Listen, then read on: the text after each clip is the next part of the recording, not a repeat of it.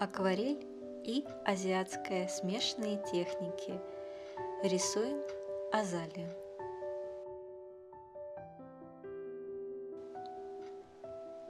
Азалия – символ верности и любви.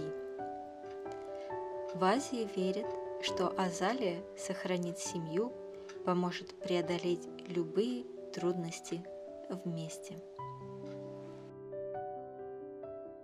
Начинаем изображать цветы азалии с пестиков и тычинок, то есть намечая серединку цветка. Берем и смешиваем белила, белый цвет с ярко-желтым. Желтый сам по себе достаточно прозрачен, но с белилами его будет хорошо видно. Мазок у нас линия от точки до точки. Лучше всего вначале зафиксировать свою кисть, поставив ее на кончик и прижав к бумаге, а потом провести быструю и уверенную линию в нужном направлении. Тычинки смотрят совершенно абсолютно в разные стороны. Будет очень даже хорошо, если они будут пересекаться в нескольких местах. Это добавит живости и объема. Я располагаю их сейчас таким образом, как я вижу свою композицию. То есть заранее намечаю места для будущих цветов. Как я говорила, если вы возьмете просто желтый, то тогда он будет достаточно бледным и может потеряться, когда мы будем потом наносить поверх уже сами лепестки цветов. Продолжая далее изображать тычинки, нам нужно поставить точки на их окончаниях. Цвет используем желтый, но белила добавляем больше, чтобы создать цветовую разницу между самими тычинками и их окончанием. Мазок очень простой. Это точка. Лучше всего сначала зафиксировать кончик кисти на бумаге, а потом поставить уверенную точку, либо более большую, либо меньшую, в зависимости от объема цветка. Далее изображаем сами лепестки. Цвет основной берем розовый и на кончик кисти насаживаем ярко-красный цвет. Если у вас уже есть розовый цвет, это хорошо. Если нет, то можно просто смешать красный с белилами. Каким мазком мы выполняем с вами лепестки?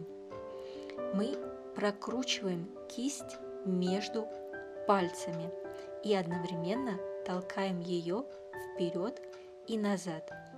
Это движение можно выполнять прямо ровно по кругу, соответственно, работая не только пальцами, локтем, а даже кистью, оборачивая ее вокруг. Это очень полезное упражнение. Вы очень хорошо разработаете свою руку благодаря выполнению этого мазка. Как вы видите, я начала композицию со светлых цветков, с розовых цветков азалии.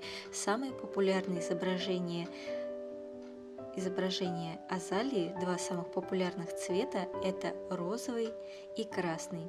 Розовые цветки я расположу по бокам, а в середине буду изображать ярко-красные цветки азалии, тем самым отведя в композиции середину для самого яркого пятна. И один из цветков я тем же самым движением изображаю с обратной его стороны. Это уже опавший цветок. Теперь мы проставим на лепестках точки, которые очень красиво выделяют азалию из остальных видов цветов. Цвет берем красный, ярко-красный, мазок точка. Как я уже говорила, лучше всего сначала зафиксировать кисточку на бумаге кончик, а потом оставить отпечаток точку. Или, если же вы чувствуете себя свободно и уверенно, это движение можно выполнять быстро, соответственно, оставляя очень маленькие и аккуратные отпечатки кисти в виде точек. Вы можете отобразить точки на всех цветах или же выборочно, также в зависимости от ракурса, в котором виден цветок.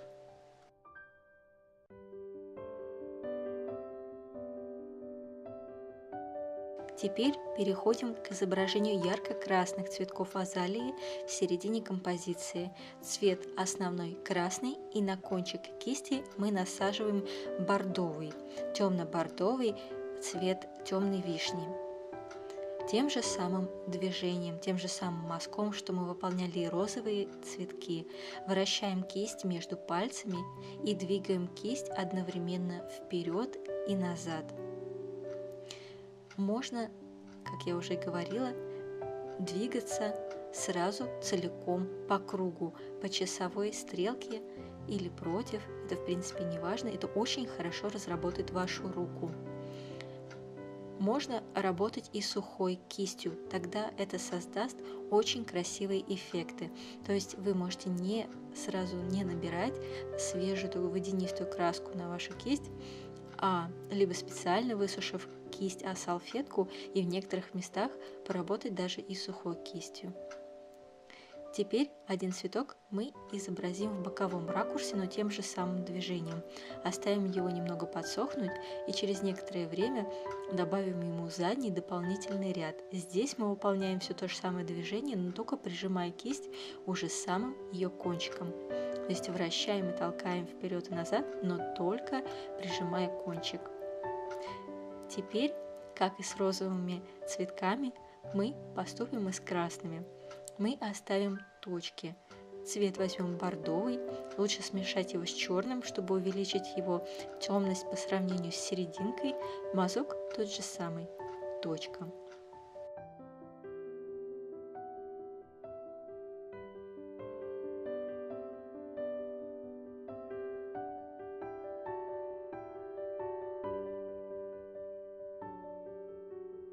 Теперь изображаем листья. Цвет берем зеленый, и лучше всего на кончик посадить темно-зеленый, чтобы была градация цвета. Каким движением мы это делаем? В некоторых местах вы можете наметить и веточки. Веточку мы изображаем движением линий от точки до точки, и на нее уже насаживаем листья. Итак, мазок. Ставим кисть на кончик и по мере движения прижимаем кисть, тем самым увеличивая на нее давление и оставляя более толстый отпечаток, более толстую линию, и затем опять поднимаем, уменьшая давление на кисть, соответственно, получая уже более меньшую линию. Это уже мы делаем к концу листа. Далее, ветка. Цвет зеленый или коричневый, в зависимости от того, молодая эта ветка, ближе ли она к своему концу, или же это уже достаточно старая ветка. Молодые зеленые, более старые коричневые. Линия от точки до точки. Соответственно, если вы будете увеличивать давление на кисть, то линия будет толще, а если не будете оказывать большого давления на кисть, то линия будет тоньше. Обрамляем листьями цветы в нескольких выборочных местах, тем самым еще больше подчеркивая цветы, их красоту и яркость цвета. И изобразим одну ветку, лежащую отдельно. Здесь нарисуем уже коричневую ветвь, которая принадлежала к кустовой части, уже к более созревшей, одеревневшей части. Соответственно, ее мы изобразили коричневым цветом по тому же самому принципу мазка. Далее теперь выполняем корзину. Цвет – это оттенки коричневого, которые вы можете менять между собой, можно даже примешивать к ним черный цвет, чтобы усилить их или погасить их яркость. Мазок. Линия от точки до точки с попеременным увеличением и понижением давления на кисть. Принцип тот же самый, когда мы с вами рисовали веточку. Здесь просто нужно увеличить давление, прижимая кисть от кончика до середины. Если вы хотите получить более толстые ветки, из которых сплетена корзина, тогда прижимайте от кончика до самой пяточки кисточку. Здесь очень даже будет выгодно и красиво смотреться, если вы проработаете в нескольких местах корзинку сухой кистью, как бы проскрябывая по бумаге. Корзинки чаще всего плетутся из гнущихся ветвей, соответственно, они могут очень красиво, веточки в корзинке между собой переплетаться и изгибаться.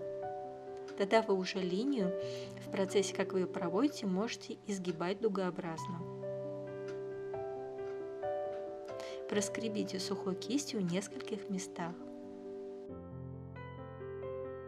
Взяв темноватый оттенок коричневого, мы заполним пространство внутри корзины, белое пространство, просто оставляя отпечатки кисти, просто прижимая ее по мере необходимости, в зависимости от пространства, более или менее. И теперь, когда листья уже подсохли, мы прорисуем на них прожилки. Цвет темно-зеленый. Это можно и не делать, это выборочно. То есть, если вы хотите более подчеркнуть листья, то тогда вы выполняете это мазком линии от точки до точки.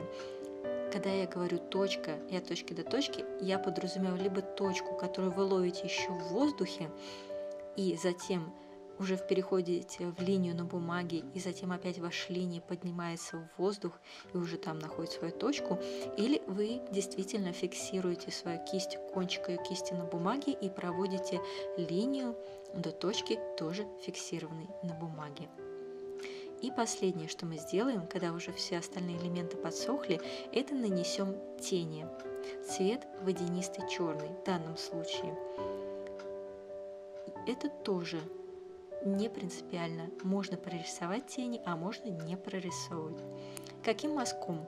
Мы прижимаем кисть и начинаем размывать краску по бумаге. Поскольку бумага рисовая, то она с жадностью впитывает влагу, и не нужно особенно давить на кисть, она сама растечется, краска по бумаге. Нужно только задавать ей направление.